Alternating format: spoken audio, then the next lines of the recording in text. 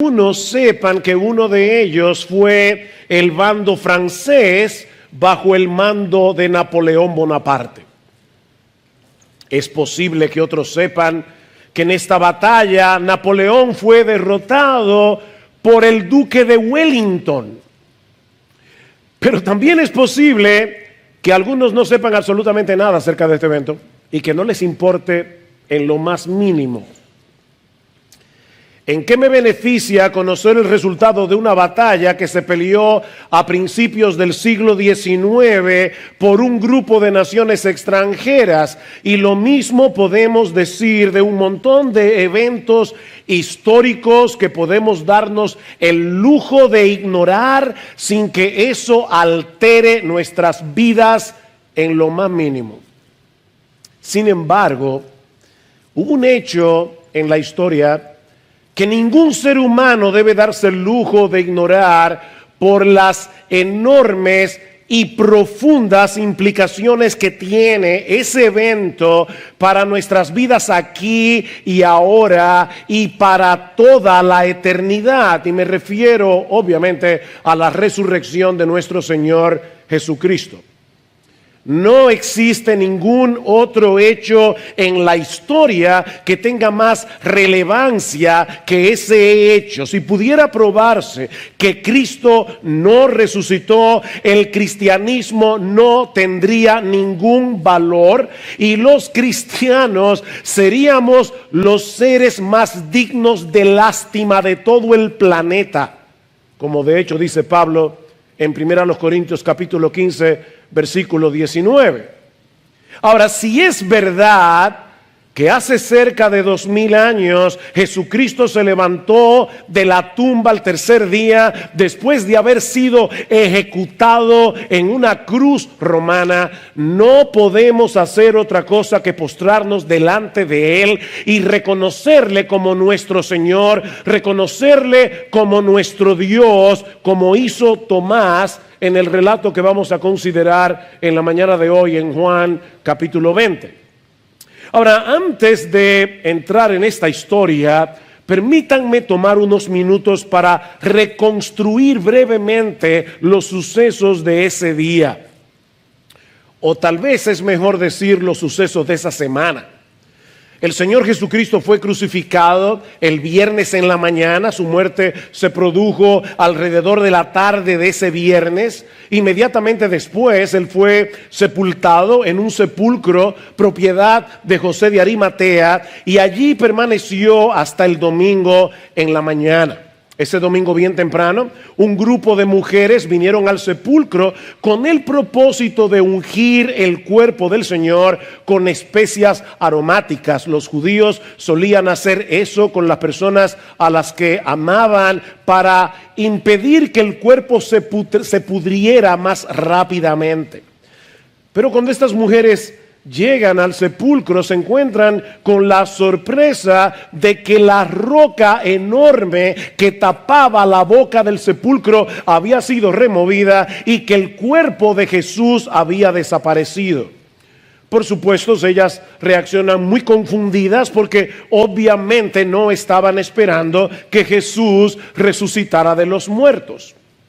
Pero en ese momento se colocan junto a ella dos ángeles del Señor que les dan la buena noticia. ¿Por qué buscáis entre los muertos al que vive? No está aquí, sino que ha resucitado. Acordaos de lo que os habló cuando aún estaba en Galilea diciendo: es necesario que el Hijo del Hombre sea entregado en manos de hombres pecadores y que sea crucificado y que resucite al tercer día. El Señor lo había profetizado.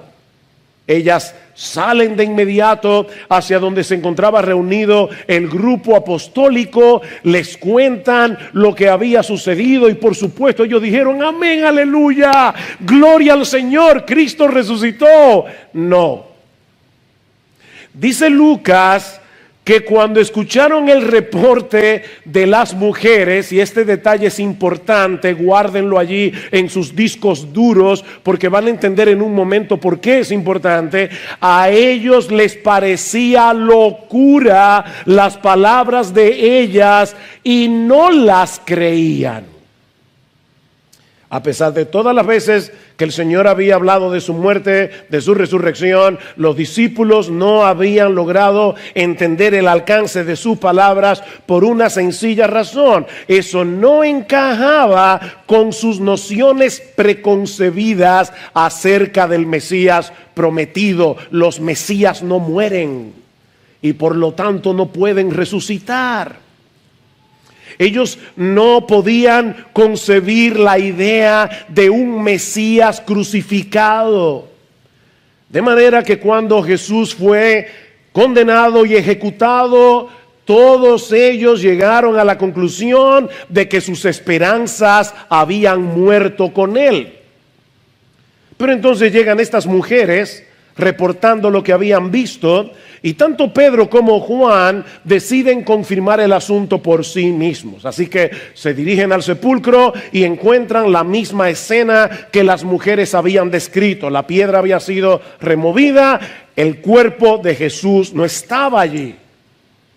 Unas horas más tarde, el Señor se le aparece a María Magdalena, luego al apóstol Pedro, luego a 2 discípulos que iban camino a la aldea de Maús, hasta que ese mismo domingo en la noche se le aparece al resto de los discípulos que seguramente se habían reunido para comentar lo que había sucedido. Noten otra vez el versículo 19. Entonces, al atardecer de aquel día, el primero de la semana, es decir, el domingo, estando cerradas las puertas del lugar donde los discípulos se encontraban por miedo a los judíos, Jesús vino y se puso en medio de ellos y les dijo: paz a vosotros. Y diciendo esto, les mostró las manos y el costado. Entonces los discípulos se regocijaron al ver al Señor. Eso fue lo que el mismo Jesús había profetizado en Juan capítulo 16.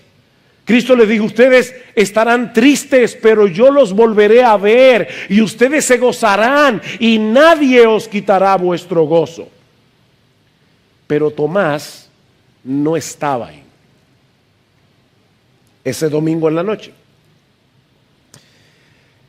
Y cuando llegó al lugar de reunión, ya Jesús se había ido.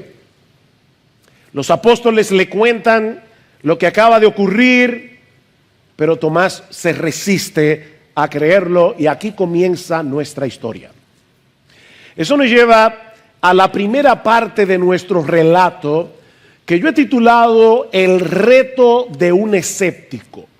El reto de un escéptico. Vean otra vez versículos 24 y 25. Dice Juan: Tomás, uno de los 12, llamado el Dídimo, es decir, el mellizo, no estaba con ellos cuando Jesús vino. Entonces los otros discípulos le decían, y el verbo allí da la idea de algo que ellos repetían una y otra vez. Ellos le decían y le insistían: hemos visto al Señor.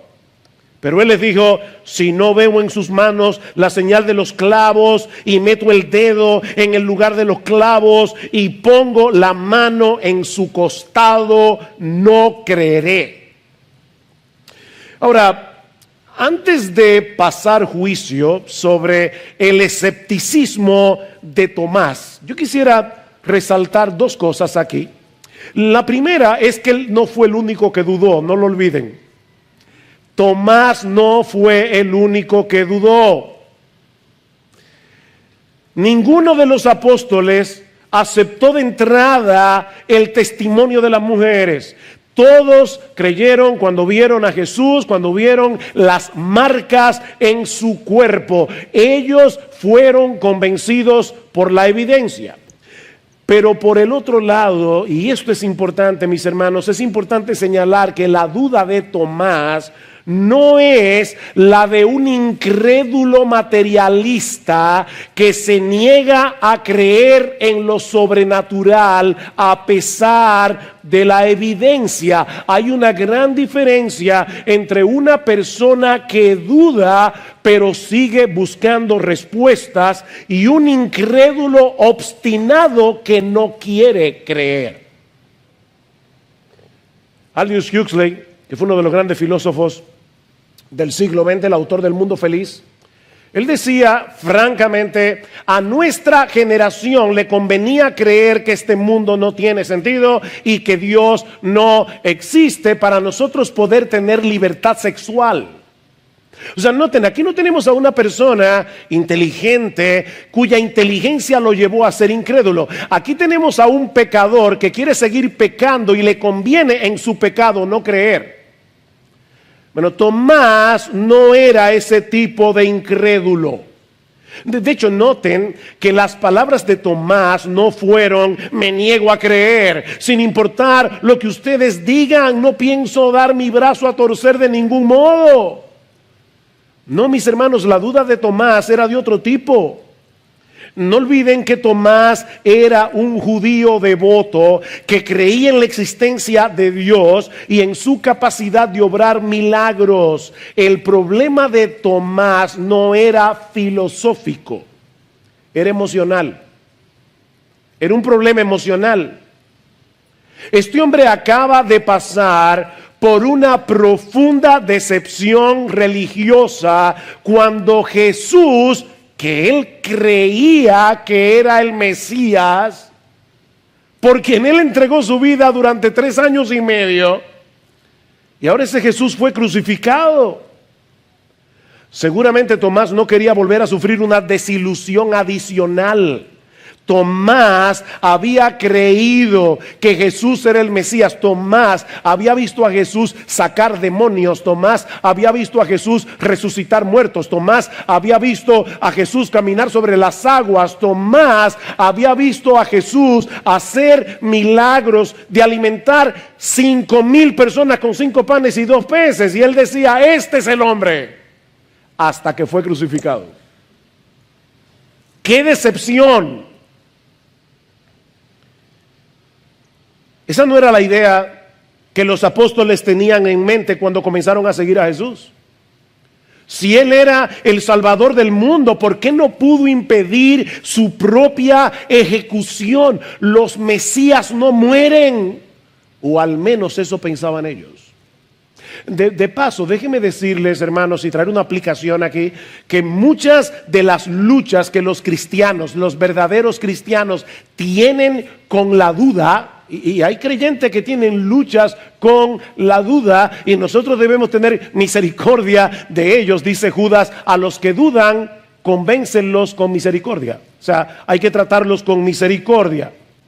Pero muchas de las luchas que los cristianos tienen con la duda surgen de falsas expectativas que tarde o temprano serán frustradas. Falsas expectativas con respecto al amor de Dios. Si Dios me ama, no puede pasarme nada malo. Falsas expectativas con respecto al matrimonio, como decía Marcos hace un momento. Ay, si yo me caso enamorado, todo debe salir perfectamente bien. Nunca voy a tener problemas con mi esposa. Falsas expectativas con respecto a la crianza de los hijos. Falsas expectativas con respecto a la iglesia. ¿Saben por qué, mis hermanos, muchos creyentes se convierten en fugitivos eclesiásticos? Porque van a la iglesia creyendo que llegaron a la sociedad ideal, donde nadie te malentiende, donde todo el mundo te ama, donde no hay chismes, donde todo es perfecto. Pero esa no es la iglesia en el mundo real. Porque todavía somos pecadores. Porque todavía el pecado mora en nosotros. Y si tú llegas a una iglesia con una falsa expectativa, entrarás por una puerta y terminarás yéndote por la otra. Y al final serás un fugitivo eclesiástico, porque no encontrarás ninguna iglesia perfecta de este lado de la eternidad. Así que muchas de las dudas que los creyentes tienen surgen por falsas expectativas. Tomás había sido profundamente decepcionado y no estaba dispuesto a permitir que eso le pasara otra vez. ¿Ven? No era un problema filosófico, era un problema emocional. Como bien ha dicho alguien, Tomás se negó a darle alas a sus esperanzas para no verlas hechas pedazos una vez más. Él tenía que estar completamente seguro que no se trataba de un truco, que no era una especie de alucinación colectiva. De ahí su reto. si no veo en sus manos la señal de los clavos, y meto el dedo en el lugar de los clavos, y pongo la mano en su costado, no creeré. Ahora, lo más lejos que tenía Tomás era que Jesús lo estaba oyendo, aunque él no lo veía. Y todavía aún más que Jesús iba a tomar en serio este reto. Y eso nos lleva a la segunda parte de esta historia, que yo he llamado la fe de un escéptico. Ya hemos visto la duda de un escéptico, veamos ahora la fe de un escéptico, versículo 26. 8 días después, sus discípulos estaban otra vez dentro y Tomás con ellos.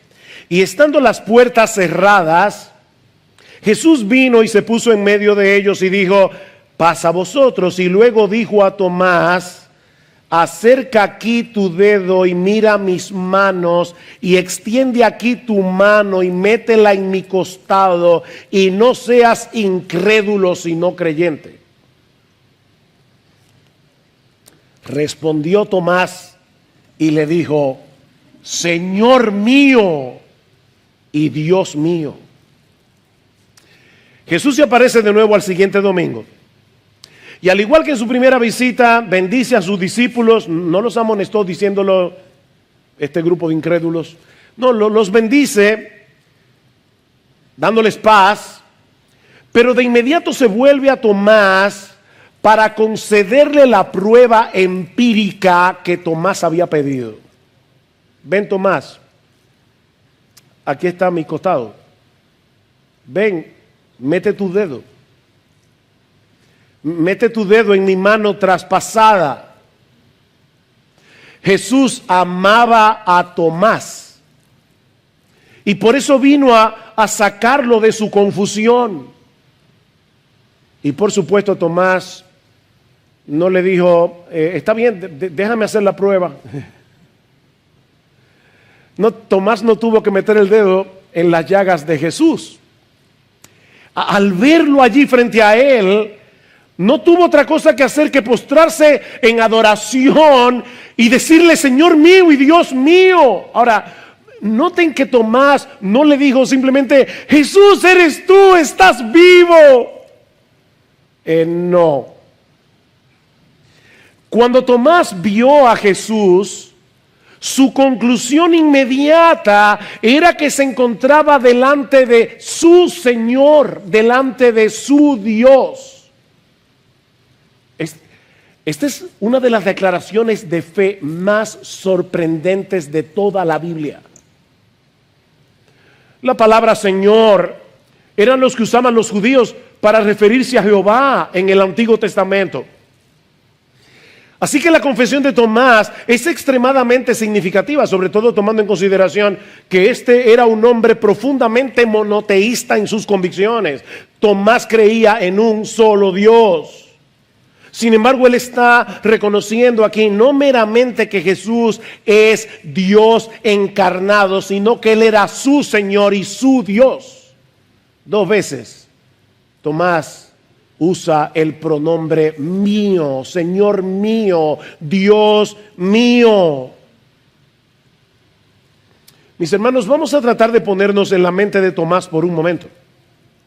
Y recuerden que entre el versículo 25 y el 26 pasó una semana. La primera aparición el domingo mismo de la resurrección, la otra aparición el otro domingo. Así que durante esa semana nosotros podemos presuponer todo lo que había en la mente de Tomás. Seguramente Tomás había estado meditando en el reporte de las mujeres que decían haber encontrado la puerta del sepulcro removida y que el cuerpo de Jesús no estaba allí. Seguramente Tomás estaba pensando en el testimonio de María Magdalena, el testimonio del apóstol Pedro, el testimonio del resto de los apóstoles que decían haber visto a Jesús resucitado. Probablemente Tomás se encontraba en ese estado de querer creer y no poder creer. Yo quiero creer, pero no puedo creer. Y si fuera verdad lo que todos ellos dicen, ¿cuáles serían las implicaciones de ese evento tan extraordinario?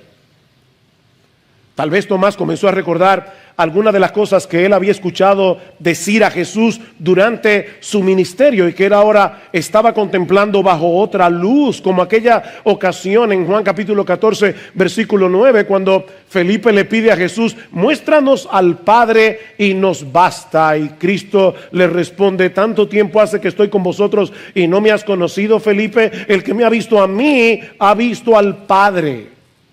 O en Juan capítulo 10, versículo 30, cuando el Señor dice: yo y el Padre somos uno. O cuando le declaró a los judíos en Juan capítulo 8, versículo 58: de cierto os digo, antes que Abraham fuese, yo soy.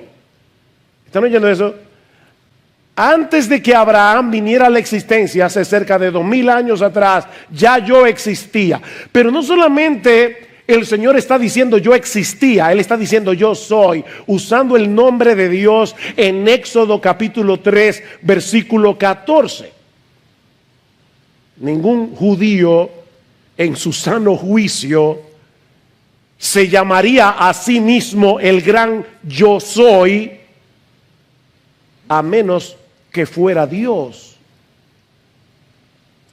Tomás estuvo allí cuando Jesús sanó al paralítico, ¿recuerdan? Y el Señor no solamente lo sana, sino que le dice: todos tus pecados te son perdonados.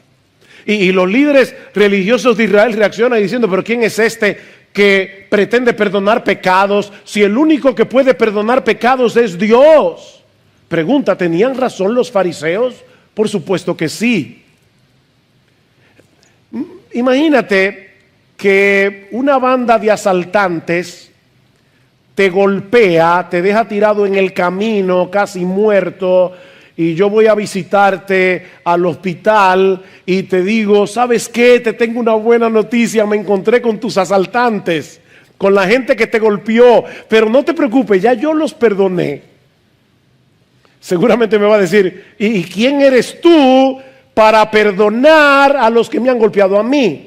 Mis hermanos, cuando nosotros pecamos, nuestro pecado es contra Dios y por lo tanto ningún ser humano tiene derecho a perdonar pecados, porque esa ofensa no fue contra ti, no fue contra ti, no fue contra ti, fue contra Dios. Pero Jesús es Dios y por eso puede perdonar pecados. Tomás estaba allí cuando Lázaro murió.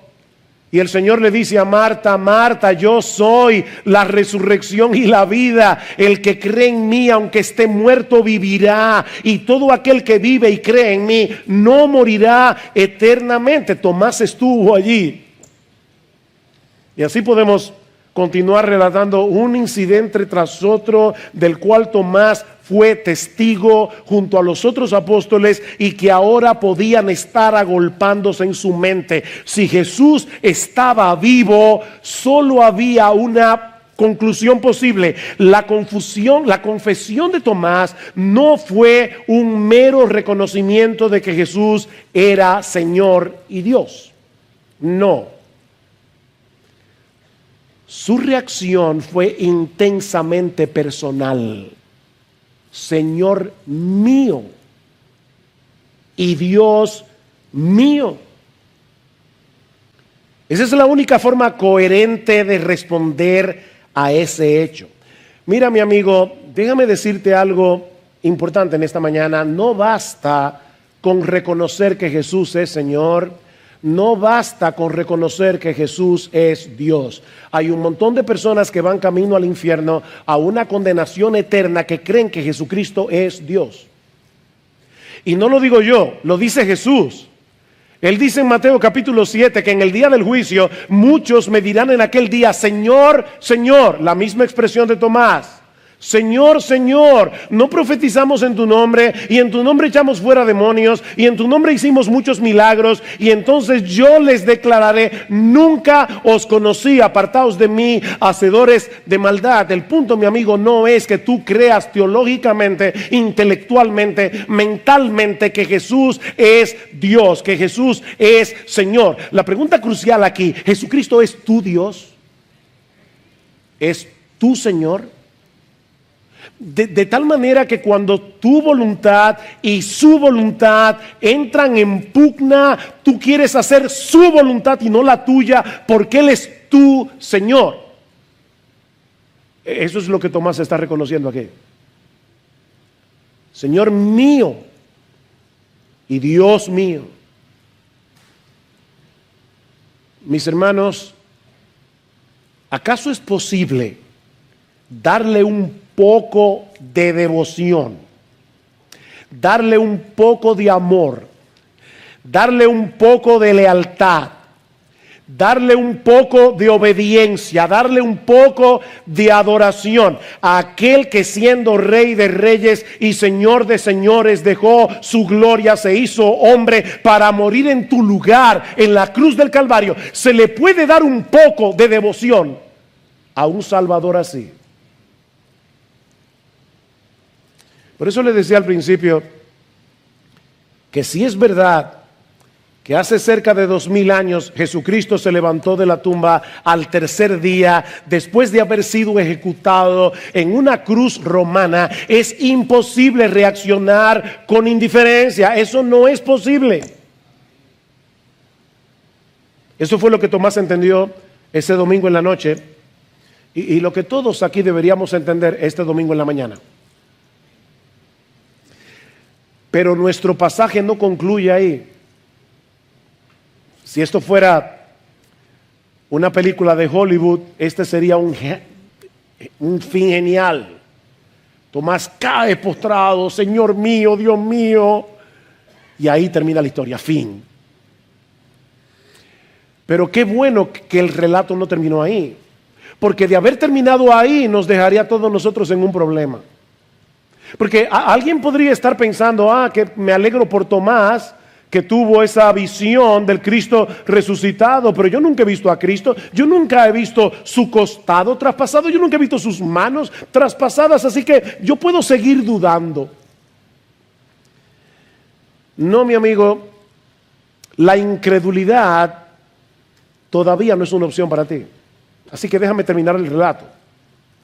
Ya hemos visto la duda de un escéptico, hemos visto la fe de un escéptico, pero yo quiero que veamos ahora el instrumento que Dios ha estado usando a través de toda la historia para convertir a escépticos en creyentes. El instrumento que Dios ha estado usando a través de la historia durante ya 2000 años para convertir escépticos en creyentes. Vean el versículo 29. Jesús le dijo a Tomás: porque me has visto, has creído. Dichosos los que no vieron y sin embargo creyeron. Algunos asumen que lo que Jesús está diciendo aquí es algo como esto: la fe que no descansa en ninguna evidencia objetiva, sino que es un salto irracional al vacío. Es una fe superior que la que sí descansa en evidencias. Es como si Jesús le estuviera diciendo a Tomás: Tomás, tú tienes una fe de segunda clase porque tuviste que verme para creer en mí. Bienaventurados los que sin tener ninguna evidencia decidieron creer. De paso, ese es el concepto que muchos tienen hoy día de la fe. Un salto irracional al vacío. Es por eso que uno escucha a la gente decir: bueno, tú tienes tus creencias, yo tengo las mías. Y no hay manera de comprobar cuál de las dos está en lo cierto, porque ambos sentimos que nuestra creencia es correcta. Eso es lo que yo siento en mi fuero interior. En otras palabras, la fe no tiene nada que ver con hechos concretos y realidades históricas, sino más bien con un sentimiento subjetivo del corazón. ¿Ustedes recuerdan la famosísima novela que ya quedó en el olvido de Dan Brown, El Código Da Vinci? Hay una parte cuando Robert Langdon, el famoso experto en simbolismo esotérico, define la fe como la aceptación de aquello que nos imaginamos como verdad, aunque no pueda ser probado. Mi amigo, si ese es el tipo de fe que tú tienes en el día de hoy, yo espero poder destruírtela. Porque esa fe no sirve para nada. Esa no es la fe que Jesús espera de aquellos que creen en Él.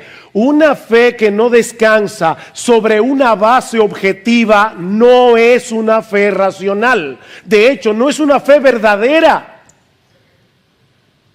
¿Qué es entonces lo que Jesús le está diciendo a Tomás en este pasaje? Que si bien es cierto que tanto él como los demás apóstoles llegaron a creer luego de haberle visto resucitado, a partir de entonces muchos creerían en él a través del testimonio de ellos registrado en las Escrituras, aunque no iban a tener la misma experiencia que los apóstoles. O sea, no es una fe sin evidencia, sino con otro tipo de evidencia. 40 días después de su resurrección, el Señor Jesucristo ascendió a los cielos. Y a partir de ese momento, miles de millones han creído en Él y nunca han visto el cuerpo físico del Cristo resucitado. Nunca lo han visto y sin embargo creemos en Él. ¿Cómo llegamos a creer en Él? ¿Sin ningún tipo de evidencia? No, sino a través del testimonio escrito de aquellos que sí vieron a Cristo resucitado. Vean el versículo 30. Y muchas otras señales hizo también Jesús en presencia de sus discípulos que no están escritas en este libro, pero estas se han escrito para que creáis que Jesús es el Cristo, el Hijo de Dios, y para que al creer tengáis vida en su nombre. Aquí está la evidencia. Y es una evidencia infalible. Déjame hacerte una pregunta. ¿Cuáles son los padres de la patria? Hace poco celebramos la independencia. ¿Cuáles son los padres de la patria? Por favor, no me diga que los 3 padres de la patria son Juan, Pablo y Duarte. No, los 3 padres de la patria son Duarte, Sánchez y Mella. Ahora, mi pregunta es, ¿cómo tú lo sabes? Tú estabas ahí el 27 de febrero de 1844. Tú estabas ahí. ¿Tú viste a Mella tirar el trabucazo? No. Sin embargo, nosotros decimos tan confiadamente, los 3 padres de la patria son... ¿Tú sabes por qué? Porque nosotros creemos en los testimonios escritos de los que sí estuvieron ahí. Y cuyos testimonios hoy los historiadores pueden estudiar. Bueno, de la misma manera... Nuestra fe no opera en un vacío. Nuestra fe descansa en evidencias irrefutables. Escuchen por un momento lo que Pablo dice en 1 Corintios capítulo 15 definiendo el Evangelio, porque primeramente os he enseñado lo que asimismo recibí, que Cristo murió por nuestros pecados conforme a las Escrituras, y que fue sepultado y que resucitó al tercer día conforme a las Escrituras, y que apareció a Pedro, a Cefas, y después a los 12, y después apareció a más de 500 hermanos a la vez. Y Pablo dice, muchos de ellos están vivos, vayan y pregúntenle. Y al último de todos, como a un abortivo, me apareció a mí. ¿Cuáles son las 2 evidencias que Pablo presenta aquí sobre la resurrección? La Biblia y los testigos oculares. La Biblia da testimonio de la resurrección de Jesús. Él resucitó al tercer día conforme a las Escrituras. Mira, mi amigo, yo me he encontrado varias veces con incrédulos que cuando les predico me dicen, demuéstrame que la Biblia es la palabra de Dios. Mira, si tú estás aquí pensando eso, yo quiero plantearte otro reto. Demuéstrame tú que no lo es. Aquí tenemos 66 libros, 39 del Antiguo Testamento, 27 del Nuevo Testamento, escritos durante un periodo de 1500 años por más de 40 hombres diferentes, tratando de un tema conflictivo. Siempre se ha dicho que de política y religión es mejor no discutir porque cada cabeza es un mundo. Bueno, aquí tenemos a un grupo de 40 hombres que durante 1500 años escribieron acerca de Dios, acerca del Mesías, acerca de la salvación. Y este libro no tiene ningún error histórico, este libro no tiene ninguna contradicción, este libro no tiene ninguna incoherencia, y toda su historia gira en torno a una sola persona, nuestro bendito Señor y Salvador Jesucristo, desde Génesis hasta Apocalipsis. Explícame eso. Explícame eso. El peso de la evidencia no está sobre mí, está sobre ti que no crees. Unos 700 años antes del nacimiento de Jesús, el profeta Isaías, en Isaías 53, escribió lo siguiente, hablando de Cristo: cuando haya puesto su vida en expiación por el pecado, verá linaje, vivirá por largos días, y la voluntad del Señor será en su mano prosperada. El Mesías verá el fruto de la aflicción de su alma, el fruto de la aflicción de su alma, todos los creyentes que están aquí, y quedará satisfecho. Por su conocimiento justificará mi siervo justo a muchos y llevará las iniquidades de ellos. Eso fue escrito 700 años antes del nacimiento del Señor. Él resucitó al tercer día conforme a las Escrituras. O pensemos en la persona misma de Jesús. Miren, Jesús es tan sublime que ningún ser humano se hubiera podido inventar un personaje como él. Jesús es inigualable. Aparte de que no hay manera de explicar cómo pudieron cumplirse en él tantas profecías que revelaban el tiempo, el lugar, la familia a la que él habría de pertenecer, su muerte en la cruz, su resurrección y un montón de cosas más cientos años antes de su nacimiento. Por otro lado, tenemos el testimonio de los apóstoles, que dice Pablo en 1 Corintios: se apareció a Cefas, se apareció a 500 a la vez, se apareció a los apóstoles. Todos ellos estuvieron dispuestos a dar sus vidas por proclamar que Jesús era el Cristo, el Hijo de Dios, que murió por nuestros pecados y que resucitó al tercer día. Ninguno de ellos, no lo olviden, creyó en la resurrección hasta que vieron a Jesús resucitado. Ellos dieron sus vidas por proclamar esa verdad. Estos hombres tenían tal apego a la verdad histórica que ellos no tenían problema en relatar sus propias debilidades y pecados en los libros que ellos mismos escribieron. Así de fieles son contando la historia. Aparte de que resulta imposible creer, ¿verdad?, que los libros del Nuevo Testamento fueron escritos por un grupo de hombres desquiciados o por una banda de engañadores. Y por supuesto, ¿qué dice Pablo en 1 Corintios 15? Y al último de todos, como a un abortivo, se me apareció a mí.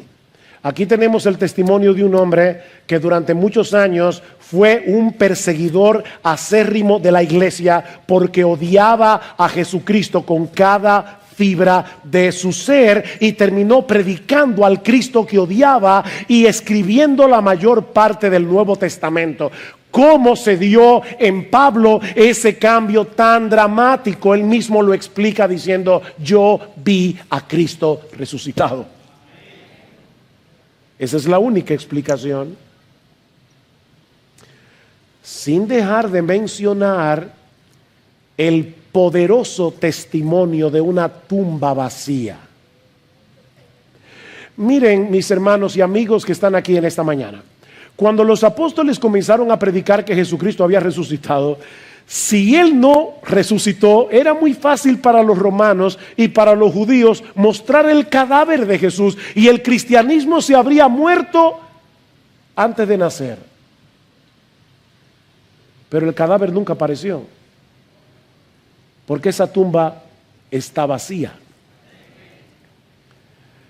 Algunos dicen, claro, el ángel vino y movió la piedra para que Cristo pudiera salir. No. Jesús habría podido salir con todo y piedra.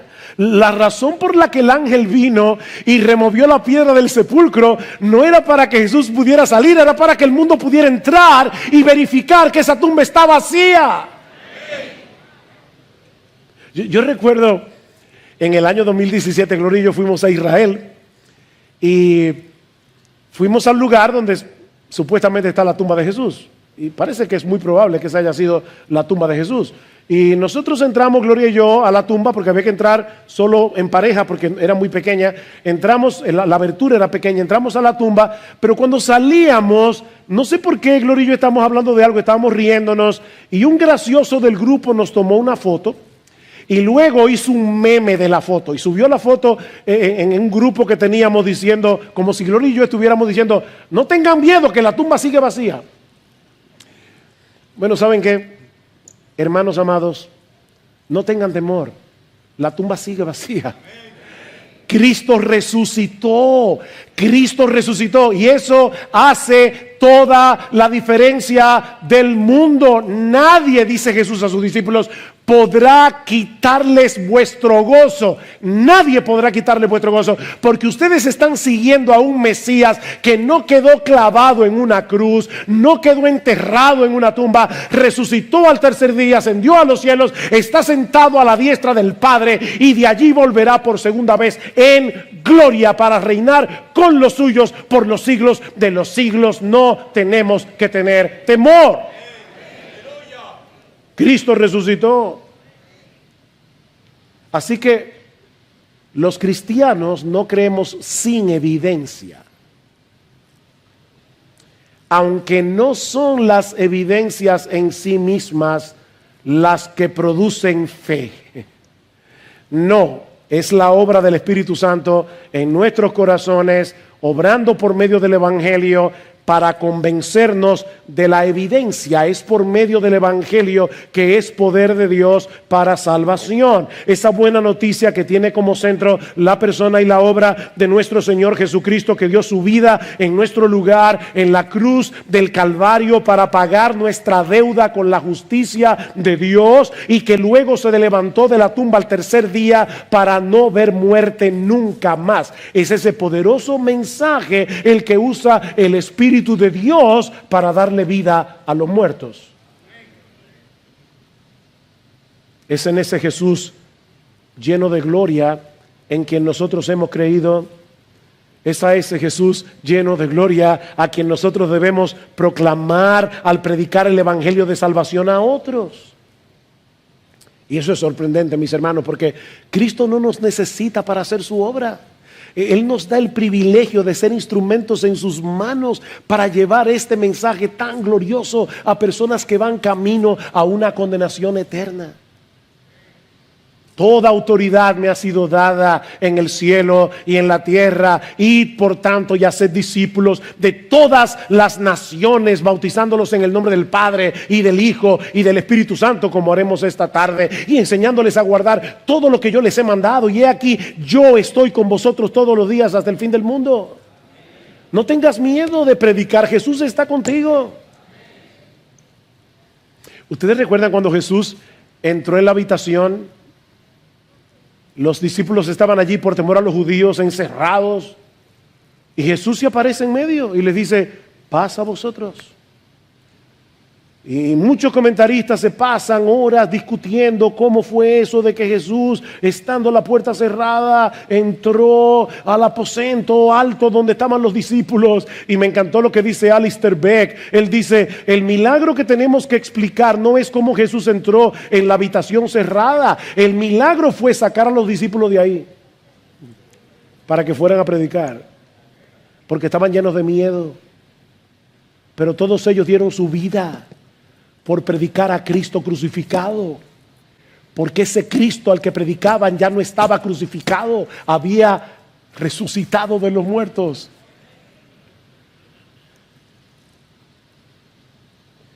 Mi amigo,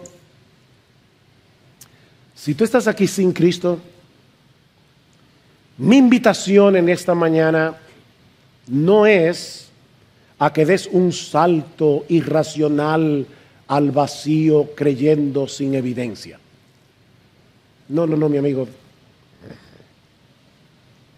Mi invitación es a que viendo